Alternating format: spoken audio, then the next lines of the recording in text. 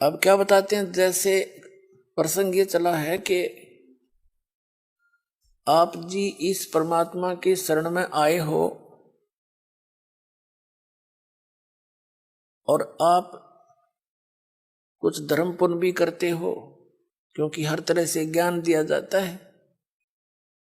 और आप ये सोचते हो कि भी कई बार ऐसा सोच लेते हैं कि मैंने जो है ना नाम लिए भी इतने दिन हो गए, सतनाम भी मिल गया, पाठ भी करा दिया, ज्योति भी चढ़ा दी, और फिर भी कोई ना कोई आंट अड़ांस, यानी कोई ठीक होगी एक आधी तो हमारे कर्म की कोई इनको बनी ही रहती है, इतने पाप हमारे इकट्ठे। तो वो ये सोचे, कई तो ऐसे पता लगा जो अब तो इतना ध्यान नहीं रहता दास को, क्योंकि संगत ज्यादा होगी, भगवान के बच्चे बहुत हो गए। पहले 100-200 भगत थे शुरू में, और उनको इतने सुख दिए परमात्मा ने, अपने मुंह से बताया करते, उनकी जीभ का जुबान का थूक सूख जाता था सुख बताते बताते। और फिर वो आना ही छोड़ जाते, उनसे पूछा करता अन्य से वो नहीं आए क्या हुआ, वो जाकर पता करते आपको याद कर रहे थे गुरु जी, आप आए नहीं सत्संग में। तो वो क्या कहते थे कि हमने तो यह चीज मांगी थी एक, वह हमने मिली नहीं। अब परमात्मा कहते हैं, और साथ में ये उलाना दे, हमने पाठ भी करा लिया, 1 साल हो गया, नाम भी ले रखा था, ये ऐसे ऐसे हमारे साथ ऐसे हो गया। तो उनको फिर भगत समझाया करते थे कि आपको ये सुख भी हुए थे। कहा ये तो हुए थे पर यूं तो ना होया, और तो हुए थे पर एक ना होया। अब कहने का भाव ये पुण्यात्माओं, ये भी ज्ञान की कमी के कारण मार खा जी।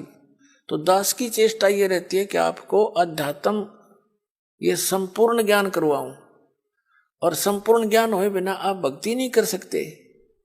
कबीर साहब कहते हैं ज्ञान संपूर्ण होया नहीं और अर्धा नहीं छदाया छदावे, और देखा देखी भक्ति का यो रंग नहीं चढ़ ठहरावे। तो जब तक आपके हृदय में जख्म नहीं हो जाएगा कि स्थान के अतिरिक्त कितने ठिकाना नहीं है, और इस भक्ति इस भगवान ऐसा भगवान नहीं, ऐसा ज्ञान नहीं, और यहाँ भी कोई थोड़ी बहुत ठूठा है तो या होने दे फिर इसने। इसका कारण क्या है कि जैसे इस तरह के अनजान व्यक्ति कह ही देते हैं, ये भी कर दिया जी, ऐसा हो गया जी, ऐसा नहीं हुआ मुझे। तो सुख एक विचार करने की बात है। सर्दी के अंदर,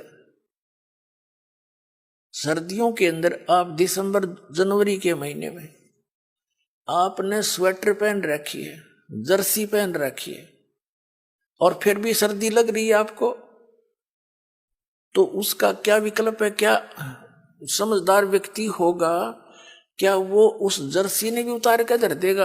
अगर मुझे ठंड भी लग रही है, मैंने जर्सी भी पहन रखी है। इस नाम को छोड़ना, इससे दूर होना, इस बहाने कि इतना कुछ कर दिया थोड़ा, वो फिर भी काम नहीं बन पा रहा, यानी कुछ हानि है। तो पुण्यात्माओं, जितना वो जर्सी का काम था, इतना प्रोटेक्शन वह आपका कर रही थी। अरे इसने उतार देगा तो नमूनिया होगा, होता किसान के समझदारी करोगे। यानी जितना भजन भक्ति सुमरण आपने किया है, उतना प्रोटेक्शन आपको प्राप्त है। लेकिन सर्दी ज्यादा है, काना के हाथों के लग रही है, तो यह लागण दे, या आपका नमूनिया नहीं कर सकती जब जर्सी ना उतारोगे तो, और ये चली जाएगी तो महीने 2 महीने में। तो कहने का भाव ये है, जितनी भक्ति धर्म धन दान आप कर रहे हो, ये उतना ही आपका प्रोटेक्शन होता जा रहा है। और थोड़ी बहुत सर्दी, यानी पाप कर्मों की सर्दी घनी है आपकी, और थोड़ी बहुत की तो कान कून का लगा है तो लागण दे इसने, इससे बचाव बहुत है। जब जर्सी तार दी तो नमूनिया होगा, मरेगा जल्दी, काम बनेगा। तो उसका प्रोटेक्शन क्या है? मान लीजिए जर्सी से भी सर्दी लग रही है तो कंबल ओढ़ ले, और यानी प्रोटेक्शन है बढ़ा इसका। यानी धर्म करते करते, भजन करते करते भी आपके ऊपर कुछ ऐसी वस्तु फिर भी थोड़ी बहुत लगती है आपको सर्दी कर्मा की, तो उसका प्रोटेक्शन कर, भक्ति है बढ़ा, धर्म बढ़ा। और द्वार धनी के पड़ा रहे, धक्के धनी के खावे, 100 काल जगजोली पर द्वार छोड़ नहीं दो। ये है इसका एक सीधा सा फार्मूला। इसने अपना के रखियो। ये आपको जो है कि वो इंस्ट्रक्शन दी जाती है सत्संग में, कहीं मार ना खा जाओ। तो इस प्रकार आप सोच विचार से चलोगे। कैसे? जैसे गीता अध्याय नंबर 7 के श्लोक नंबर 29 में क्या बताया है कि जरा मरण मोक्षाय यतन्ति ते ब्रह्म मामाश्रित यतन्ति ये ते ब्रह्म विदु ते ब्रह्म तत्व विदु और कृष्णम अध्यात्म कर्म च अखिलम। इसका सीधा सा अर्थ है कि जो प्राणी, जो साधक मेरे इस ज्ञान का आश्रय करके कि तत्वदर्शी संतों की खोज कर अर्जुन चौथे अध्याय के 34वें श्लोक में कहा, और तत्व ज्ञान भी बता दिया चौथे अध्याय के 32वें श्लोक में कि उस सच्चिदानंद घन ब्रह्म के द्वारा अपने मुख से बोली गई जो वाणी है अध्यात्म मार्ग की, वो तत्व ज्ञान है। उसको उसमें विस्तार के साथ सब धार्मिक यज्ञों की, अनुष्ठानों की जानकारी दी गई है, वो तत्व ज्ञान है। चौथे अध्याय के 34वें श्लोक में कहा कि उस तत्व ज्ञान को तू तत्वदर्शी संतों के पास जाकर समझ। उनको दंडवत प्रणाम करने से, यानी आधीनी, सबसे पहले आधीनी होती है भक्ति में। आधीनी नहीं है तो आप भक्त नहीं बन पाओगे।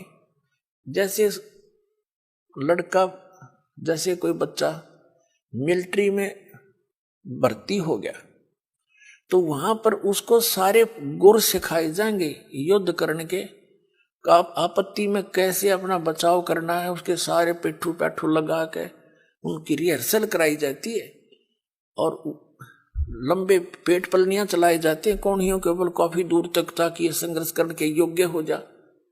और वो बच्चा आके वहां करे नहीं उन क्रियाओं को, तो उनको कौन रखेगा वहां फौज में? बाहर फेंक देंगे। तो यहां आप आए हो, हमने काल के साथ युद्ध करना है, यानी इस अज्ञान के साथ भी और काल के साथ भी। उससे बचने के लिए ये हमारे फॉर्मूले, दंडवत प्रणाम करे, आदि नहीं रहे, बुराई छोड़ दे। तो इन नैना नहीं करेगा तो फिर वो फौजी किसा, फिर वो भगत कैसा? तो आप जी को यहाँ रिहर्सल कराई जाती है। जब आप सतलोक जाओगे ना, या काम आओगे आपके। अब आज जैसा भाव आपका इस दास के प्रति है, आपके शरीर छोड़ने के बाद भी वैसा ही रहेगा। स्वभाव तो अंतः सूक्ष्म शरीर में होता है।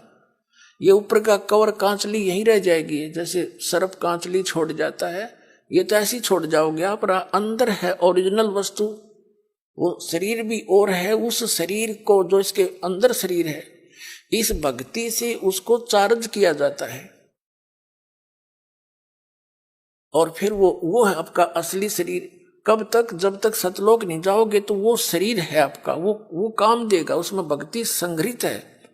फिर जहां जहां हम जाते जाएंगे उसी स्तर के उस शरीर में, जैसे इस पहले द्वार को हम 10वें द्वार को पार करेंगे तो उसके बाद हमारा दूसरा शरीर ऊपर का एक कवर और उतर जाएगा।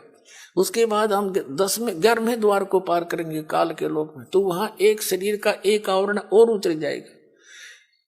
उस नीचे वाले में दूसरे मंत्र की चार्जिंग रहेगी।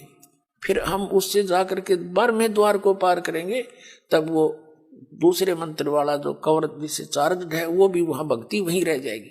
फिर केवल तीसरे नाम वाला ही वो आत्मा के साथ जागा और सतलोक में जाकर आपको तुरंत उसके ऊपर अन्य शरीर इट इज फिट हो जाएगा, जो वहां के हंसों का होता है।